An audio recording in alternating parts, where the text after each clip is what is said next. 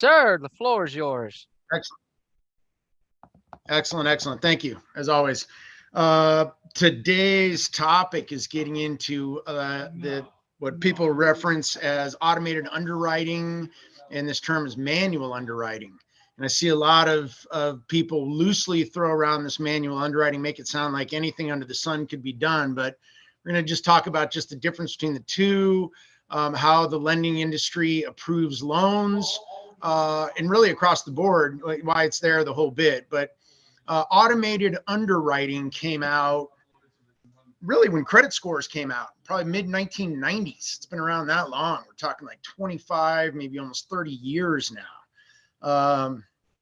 And directly correlated to the transfer of servicing of loans.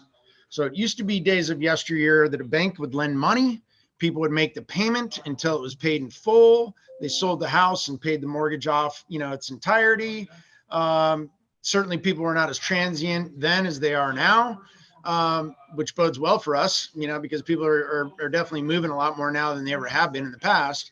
But automated underwriting was out there to standardize the underwriting approval and review of files. So rather than have different underwriters with different banks, it said, well, this person's pretty lenient. We should really be going with this person because they're going to give us the approval we want, whereas the exact same package could get declined by another bank. It really keeps everybody on a level playing field. And when I talk about transfer of servicing, which is a multi-trillion-dollar industry with a T, servicing industry is where the money is. The interest that is accrued is all profits. Certainly, there's no benefit in the repayment of the principal only. But it's the way that lenders can transfer servicing and quantify the quality of the paper and the packages that they're selling and transferring from servicing company to servicing company. So from that standpoint, it also negates any, maybe not any, but negates a large sector of discriminatory practices by maybe, saying, well, we're not going to do it for this person, but we're going to do it for this other person. So it keeps, everybody on a little bit more of a level playing field. So automated underwriting itself, or AUS, automated underwriting system, there's two of them out there. The agencies of Fannie Mae and Freddie Mac each have their own proprietary software. Fannie Mae's is called desktop underwriting.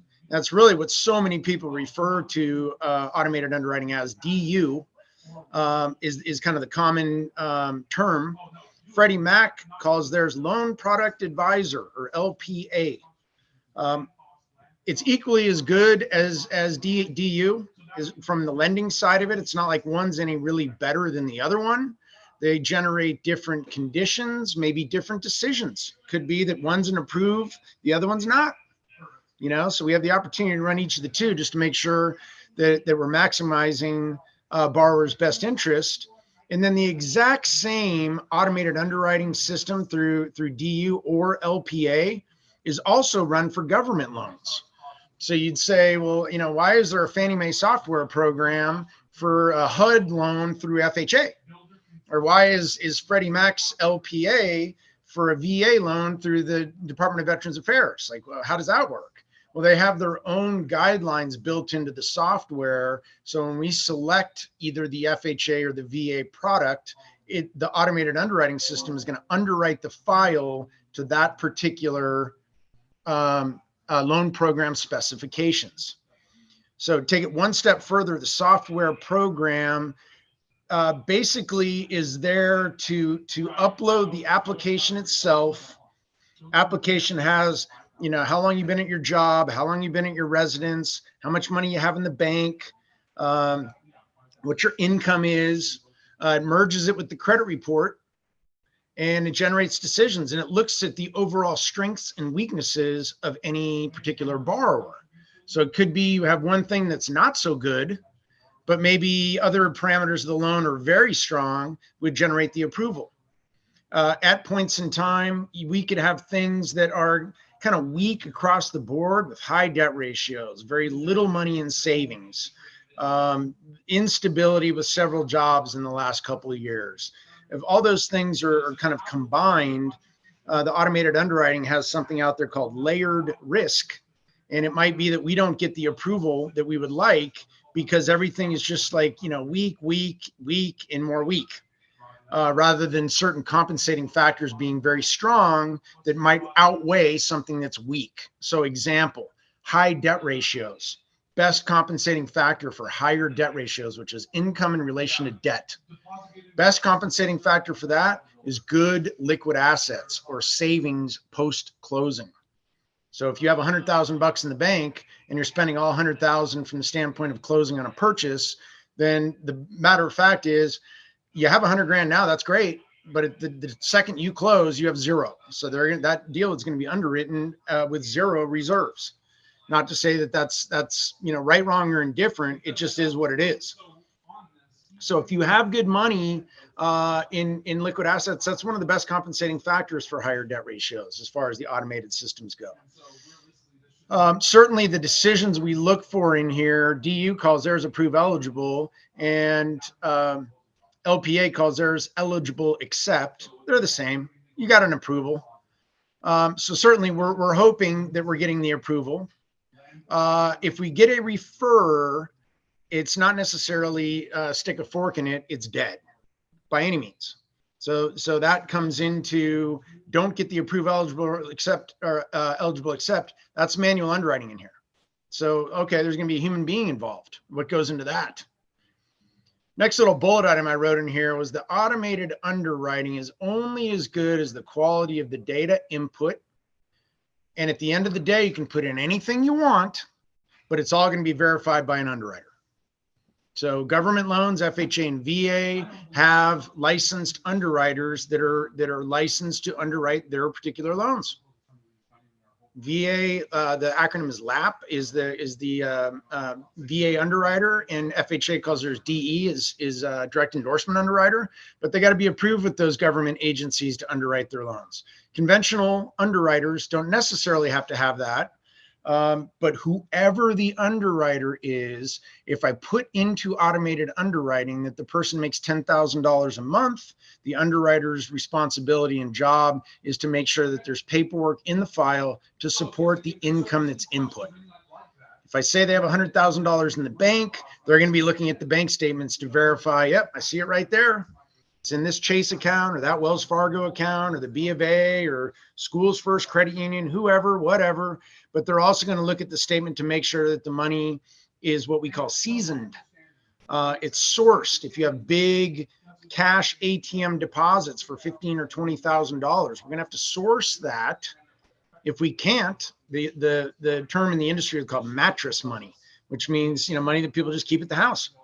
Or maybe stick underneath the mattress. That cash that cannot be sourced in certain situations might be a situation where if we had to move forward with the bank statement as is now, and we didn't have the luxury to wait until that money was seasoned, which means in the account for 2 months or more, they back that money out. So even though the balance shows that maybe you have 100,000 in an account, if 20,000 of it is not sourced or seasoned, then the underwriter is going to look at it and say, the reality of things is either you can prove to me it's really yours with a paper trail showing how you got it, why you got it, or we're going to back out that 20 grand and you got 80. So there's ways to source it. I'm not suggesting, geez, we're dead in the water, but it's a matter of really putting your thinking cap on and identifying how we can come up with a paper trail to source the money if it's a new deposit.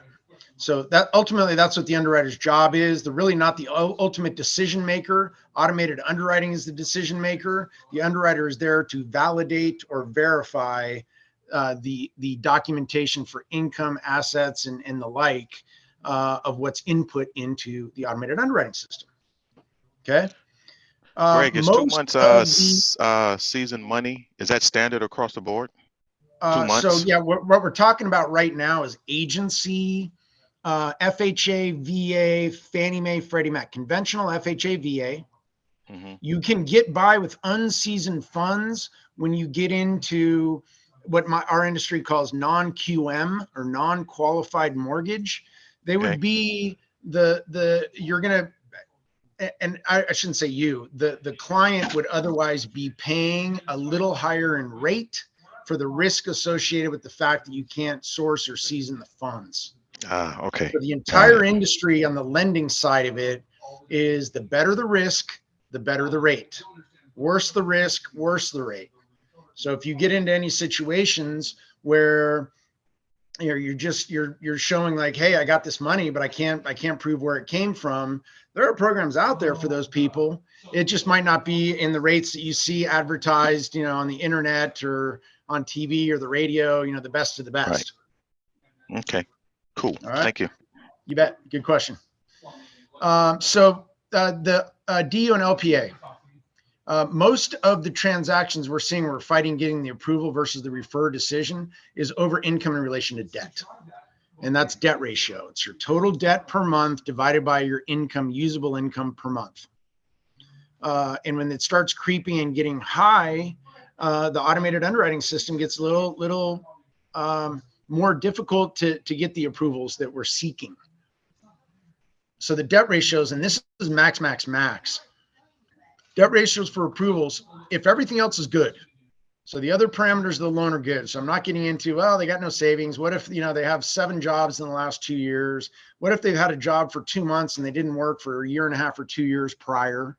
I'm not saying we can't get those deals done, but it's just going to need a little bit more legwork, and we're going to need to fill in the blanks and really package it well as to why they had such a big gap in employment or why there, these other, situations occurred.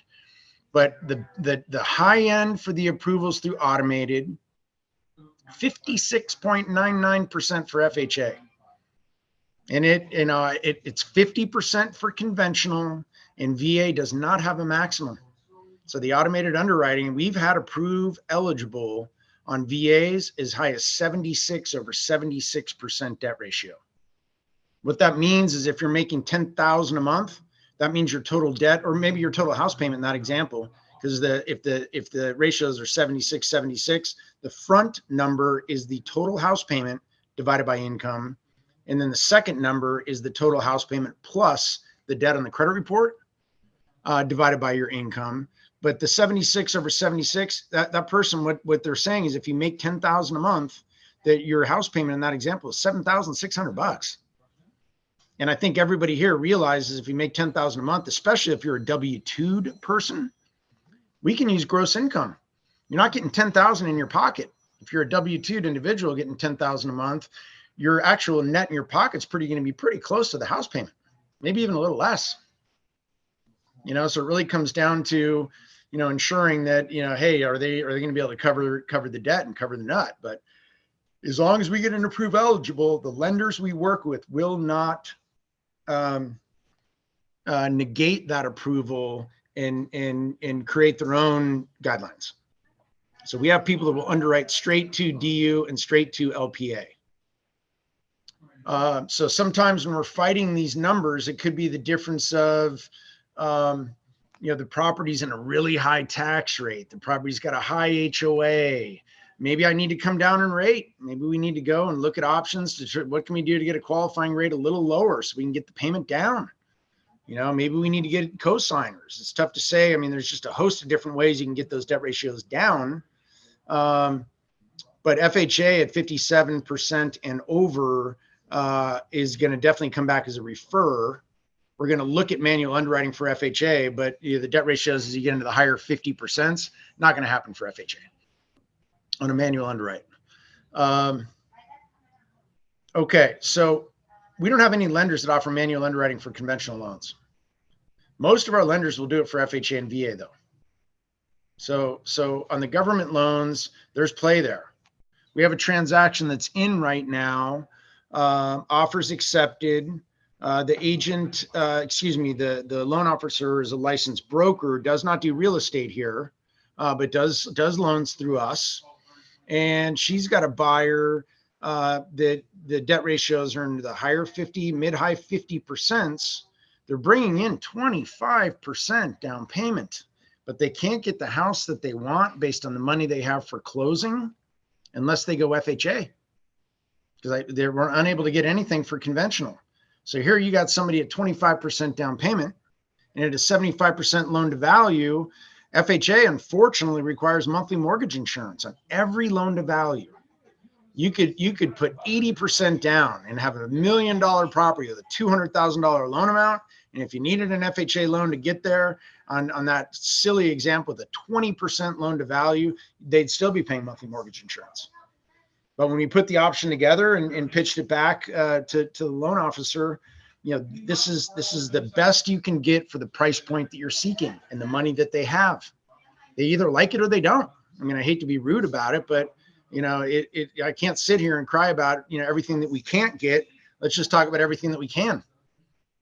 So sometimes there are instances that it kind of necessitates maybe going into an FHA loan comparison to conventional. They have a bankruptcy that's 2 years old. Great example. FHA will take that. Conventional will not. So even with good equity, that it might be that, hey, they got to go into one program versus another. Whatever program you take in here doesn't mean you're living and dying with it to the end of time. You can always refinance down the road. Things are going to change. People, generally speaking, make more money over time. As you pay your mortgage, you're going to increase your equity position. So the loans, unless you're doing an interest-only loan, but the balance is going to come down. Most of our areas are still appreciating at a modest clip. So your equity is going up. So things will change down the road. Qualifying rates are going to come down here in the next 6 months to 12 months. So there's going to be opportunities to refinance at lower rates. So it's just basically, a point of entry at this point. If you had to take maybe an FHA loan versus conventional, even though you had good equity. I always put my contact information on here if anybody wants to reach out, but I just gave an example here on a Freddie Mac loan LPA decision with the eligible accept decision that's in here. And this is a recent buyer that came in, purchased a home. It was in Menifee and put 3% down. So this is a 97% loan to value. And there's all kinds of information in here. I'm not going to go through every single thing, but this 3% down conventional is a first-time home buyer. And the rate and the payment actually sat a little bit better than FHA. I remember going through with the loan officer and going through options, and they got a little bit better deal and payment per month with the 3% down conventional versus the FHA, because they could have gotten either one based on the loan amount. This was the debt ratios are 41/42 on this one. So the total housing ratio is 41%. Total debt ratio is 42. Scores are real good. So you get into good credit scores, that opens up a lot of doors for people. If you pay your bills well, and I would say this to anybody out there, young or old, there's a lot of opportunities. Everything comes cheaper to you in this world when you have good credit. Everything, every shirt you buy. At a store, you're at the clearance rack. Kohl's is having the deal with 20% off and get a scratcher for another 25 or 30 and put it on your Kohl's card. Man, I'm making money, but at the end of the day, with a lesser credit score, that same Kohl's card that you might put it on to get the deal is going to hit you with mid 20% in interest rate, such that even though you got it for a screaming deal, if you don't pay it off quick before the interest starts accruing, you're actually going to pay double for the shirt or the blouse or pants or whatever it is that you're buying there with lesser credit. Because once again, every rate and everything you have is higher. Lower credit scores, every car you buy is going to be a higher qualifying rate. Car is going to cost you more money than somebody that had a higher credit score. I'm not going to get into all the details and everything that's in here. This is only a 3-pager. I will say that these findings that come through here,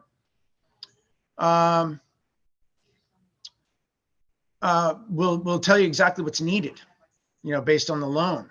This loan, we did not get. This is also the automated underwriting is where we find, is there an appraisal waiver? So this FPA 0133 loan is not eligible for an appraisal waiver.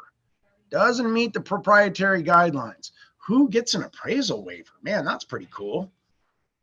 Karen Myatt does a ton of business. One of our top producing agents within the brokerage had called me and had a probate sale, I think out in Hemet, if I'm not mistaken. But the house was absolutely beat to death. I mean, she showed me pictures. I mean, it really looked like, kind of a, not to discount war, but it looked like a war zone. It was really beat up. Lots of damage, lots of repair issues. And she asked me, is there any financing at all, for that particular home?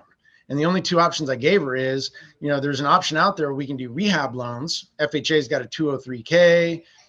Fannie Mae's got something called Home Ready, where they'll allow rehab costs and money into the loan amount to fix the property up. Once again, on a probate sale, it's not like, the family is not, or the seller rather, in that example, is not going to invest money in the property. They just want to, get while the getting's good. So if they didn't have a rehab loan through the buyer, then you would be hoping that the buyer was putting enough in down payment and had such good credit qualifications that they could get this appraisal waiver. So even in talking to Karen, she's like, explain that a little further. You're going to need a buyer that's very well qualified. I'm not sure you're going to find somebody for a property like that, but that would be the double-edged sword. You come in with a really high qualifying applicant. Maybe you don't even need the appraisal at all.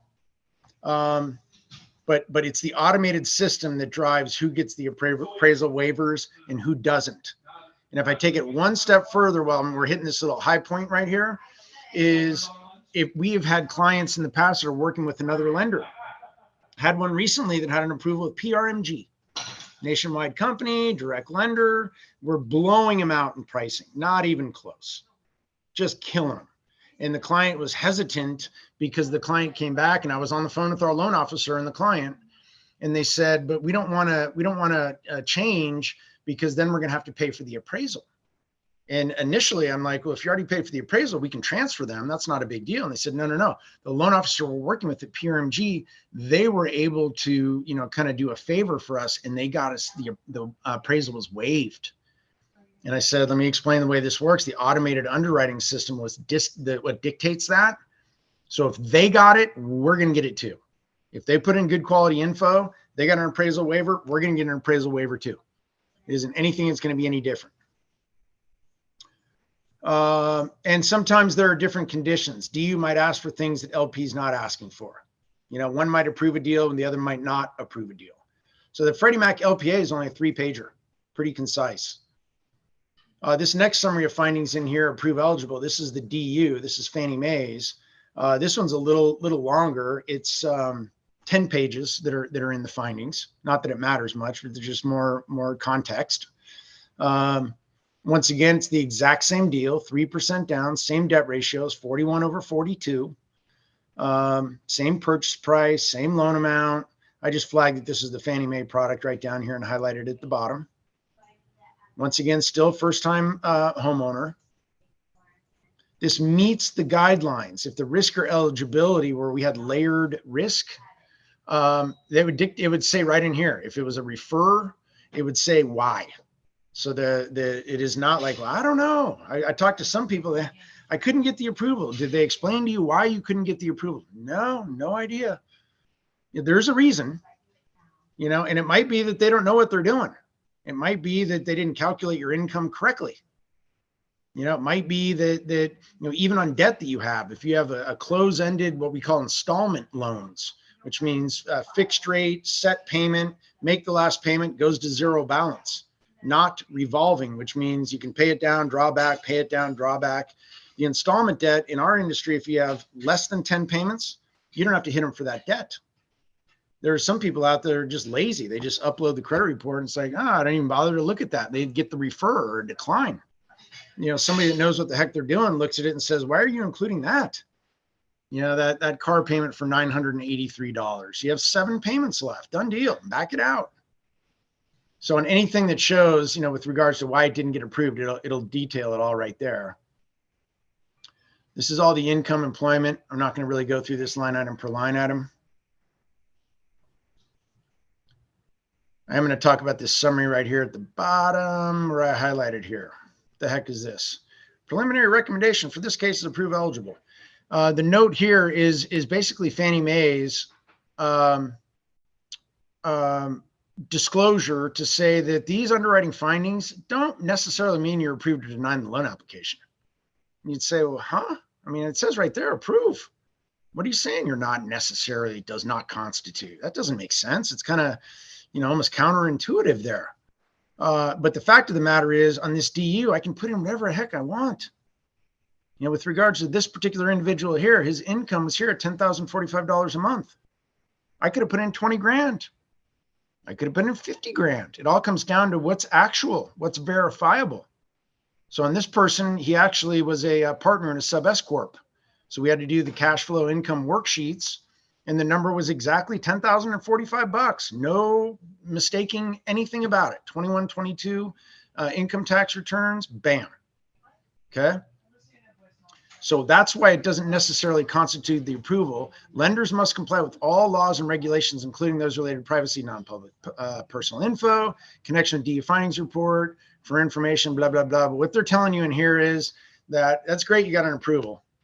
But, if the information was not verifiable and correct, then you have nothing. I mean, in as nice as I can possibly put it. This person had 106,000 verified. They needed 40 grand for closing.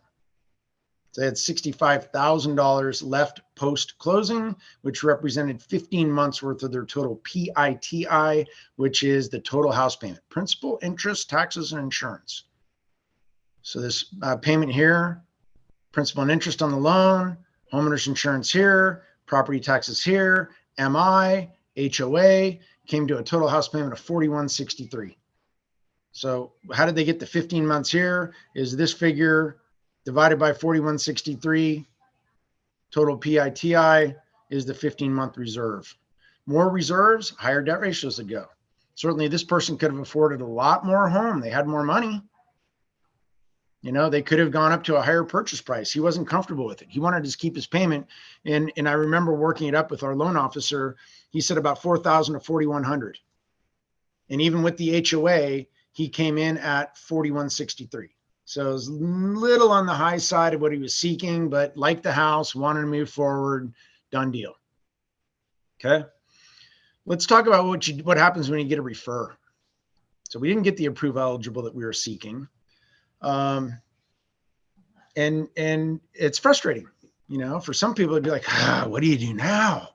If the findings come back and say that you got to refer, let's say, because you have a bankruptcy that was just discharged 6 months ago, there is no manual underwriting that's going to wave the magical wand and be like, okay, no problem. Okay. On something like, we just filed bankruptcy. It's not even discharged yet. There are certain points of no return that people put in the position they put themselves in. When it comes to debt ratios, there's some play there. But if you're getting referred due to high debt ratios, then, what could we cut them back to is dictated by this chart. This is FHA. This is straight out of the FHA. The 4000.1 is the FHA underwriting manual. FHA Single Family Housing Policy Handbook. And this is actually updated April 18th of this year. So I don't know necessarily, I didn't pull the one from April 17th and before, but for all loans with a case number, so government loans, FHA and VA, you have a loan number just like any other loan. Your credit card has an account number, your bank account has an account number, your mortgage loan has an account number or loan number. The government loans, FHA and VA, have something called a case number that's pulled. It's specific to the property. So the case number is the date that the case number is pulled is going to dictate what are the underwriting guidelines for that particular loan. So if the case number is pulled April 17th or before, then maybe this doesn't apply. Okay. So that's all that little nugget means. And I'm not going to dwell on this, but I'm going to talk about the compensating factors here. So I'm not going to really lean on it, but lowest minimum credit decision scores. Okay. How do we get this stuff turned around? If you have a credit score at 500 to 579 or no credit score available, debt ratios are here. So we do the 500 FHA. It tops out at 90% financing. I didn't print all the guidelines. I just gave you this one page so that we could discuss it. I think the FHA and the 4000.1 manual, as I recall, I think it was 67 pages just for automated underwriting and approvals. And I gave you one.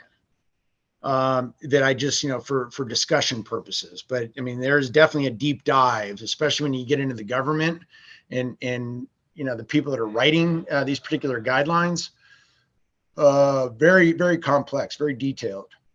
So if the credit score was here, 500 to 579, or you have no credit score at all, maximum ratios are 31 over 43. So 31 would be housing expense, 43 total debt ratio. If your decision score is below 580 or with no credit score, may not exceed for 3143. What the heck is this energy efficient homes? You can stretch it to 3345. I did flag down here. What's the EEH? What does that mean? Who qualifies for that? A lot of the new homes that are out, and I'm not even going to say a lot. I think as far as I know, 100% of the new homes that are out there are energy efficient homes. They all come with the Energy Star labels and all their built-in appliances. They've all really, they're built, with so much when it comes down to solar or other things that are into it. You can read through this if you choose, but it does say if you have an energy efficient home, you can get a little higher in debt ratio. Okay, because they look at it the way the government HUD, and that's FHA is Department or Division within Housing and Urban Development is HUD, and HUD is one of the cabinet members. They report to the president, just like the Department of Defense or the State Department or Department of Education. HUD, one of their divisions or subsectors is FHA. And they say, and why this is justified is if I had a home that was built in the 1950s, then the homeowner is going to spend a lot more money on utilities and expenses on that house than would be if they bought an energy efficient home. So if they buy a home that's not energy efficient, we want to be more conservative on the debt ratio here, because you're going to be spending money on other things that the energy efficient person otherwise wouldn't. So they'll stretch them a little higher here. The 580 and above credit score, 31 over 43 here. No compensating factors required. So you don't need any of this stuff. Energy efficient 3345. You got, different verified cash reserves, minimal increase to housing payment, residual income. Any one gets the 3747. 40/40, there's no additional debt. So there's no debt that shows in your credit profile. The 40 over 50, you got to have two of these compensating factors. So these acceptable compensating factors, this is straight out of HUD's, FHA's underwriting manual. Okay. So once again, we can go like lender to lender to lender. Maybe somebody else will do it. Maybe this will do it. Yeah, they're all underwriting loans to the exact same manual, the exact same guidelines. Some lenders that we have out there do a screenshot and they'll send you the guidelines. Maybe they don't have this exact same font because they've taken this underwriting guideline and they put it into their own website and their own loan program guides. So it could be that it's, the Times Roman numeral in comparison to this teeny little print, whatever the heck this is. But it's all the exact same. It's all the exact same for manual underwriting for FHA. We're going to talk here about CalVet as well. It is by far the most lenient of any program that we have. Okay, so VA has got manual underwriting through a standard lender. What the heck is CalVet? There's the California Department of Veterans Affairs, or CalVet loans. And this is right off their CalVet website. So you could Google search it. The rates are published with CalVet loans also. It isn't put back to the secondary market. So anybody that does any broker that offers CalVet loans, and we're approved through the Department of Veterans Affairs and offer CalVet loans, but any broker that's approved through them is offering the exact same pricing. Nobody's like, well, their rate's better than your rate. No. Because CalVet establishes what the rate is. It's not put back to the secondary market like other conventional FHA or standard VA loans are. It is government money. So they're not even licensed through NMLS. It literally is government funds that is created to fund this particular product. Been around forever. So this whole, we find a way to say yes.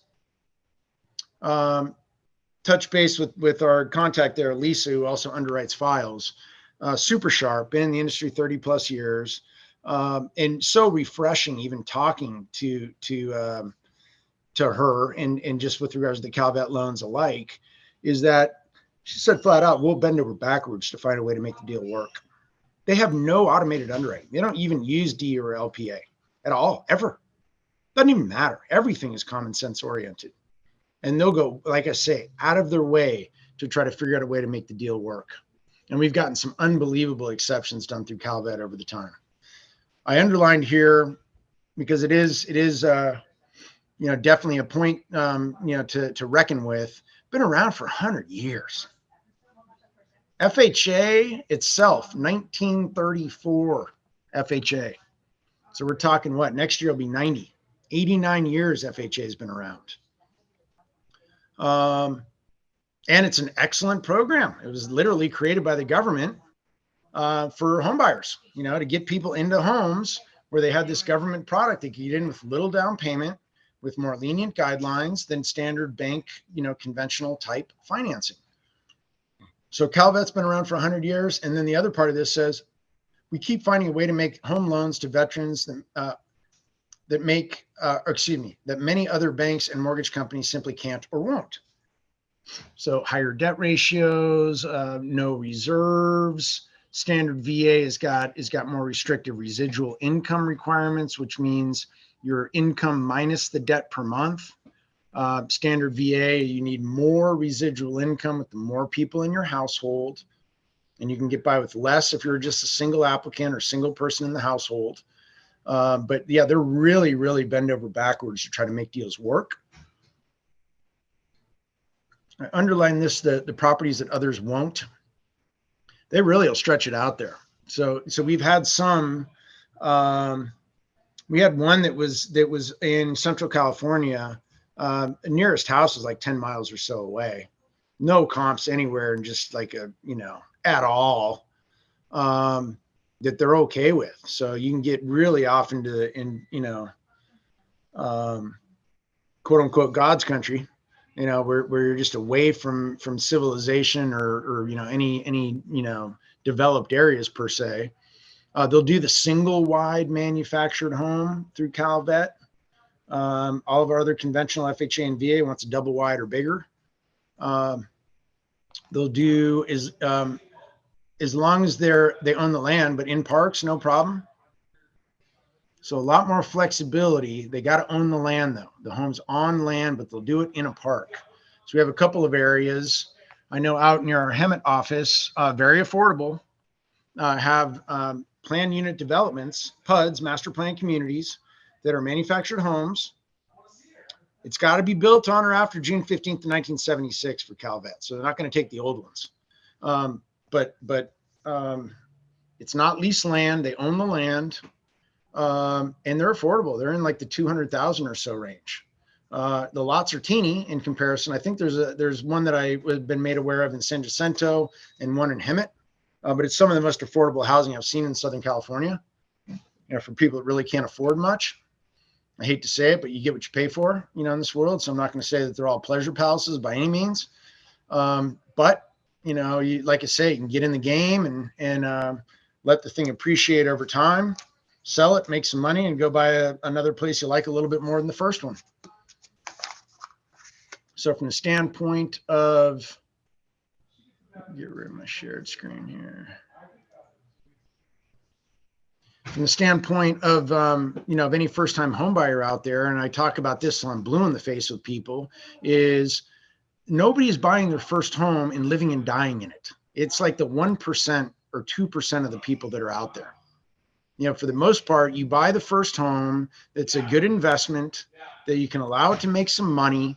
You get to a point where you can capitalize on the appreciation, take the gain on sale, go buy a place you like a little bit more than the first one.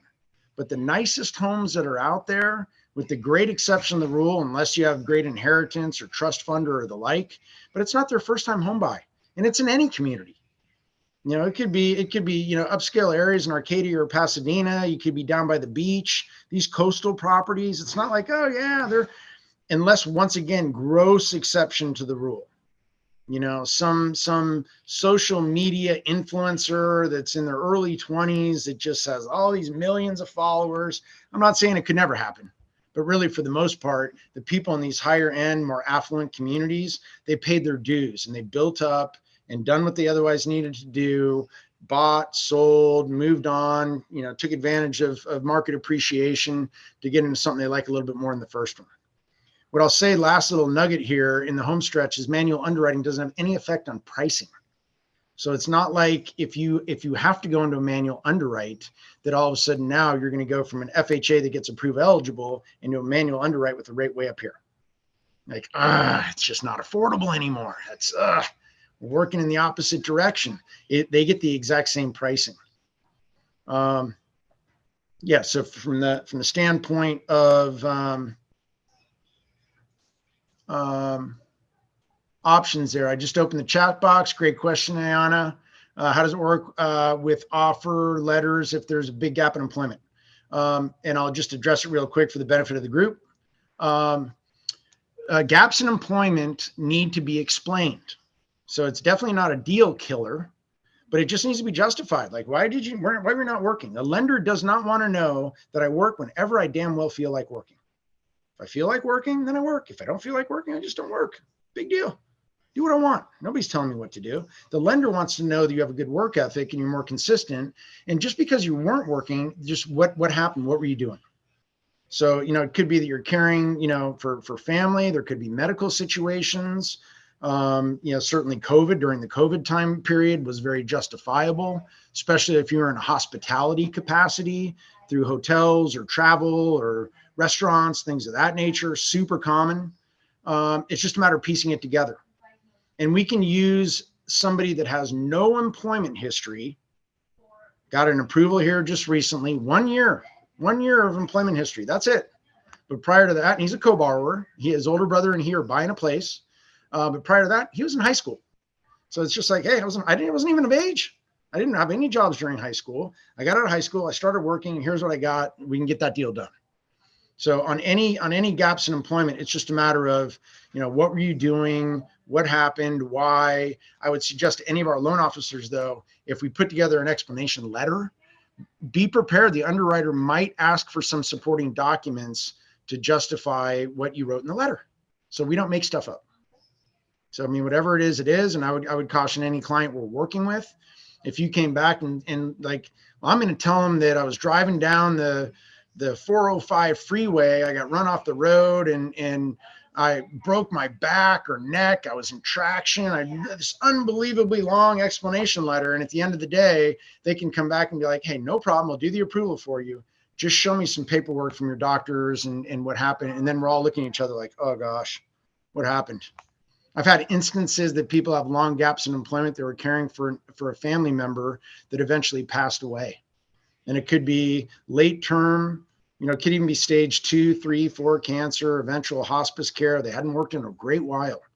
I've had instances with underwriters, and you say that underwriter is heartless. They've asked for the death certificate to support this long gap in employment, and now we're back on track. I've had people who are stay-at-home moms that are now back to work. I worked in this capacity, and I was a bookkeeper with a small company in my area. I raised my kids for 12, 13 years. I'm now working as a bookkeeper again, and it could be for just like 6, 7 months. We could still get that deal done. I might have to show that you had some employment history prior to raising the kids and being a stay-at-home mom or stay-at-home dad. But there's no shame in that. It's not like, oh, geez, that's a deal killer. Or you got to work longer. It's better on anybody in any stuff with the gaps in employment to at least open that lines of communication and see, what do we have? What can we put together? How can we get to where you ultimately want to go? That's really it in a nutshell. All right. That is my time. Everything is in a nice way, everything's doable until it's not. It's a matter of just kind of figuring out what it is that we've got. And if I can't get to up here where people want, maybe we got to just come down to an area like you can't get the pie in the sky here, but I can counter you down here and we can maybe still get the approval we want. Okay. So there's no shame in that. It's just a matter of what can be done rather than talk about all the stuff that cannot be done, and get frustrated or beat yourself up about it. Anyway, appreciate all of your time, effort. By all means, you're welcome to call anytime. No questions silly. Happy to help you with anything. Take care. Have a great day. Happy 4th of July, too. You guys enjoy.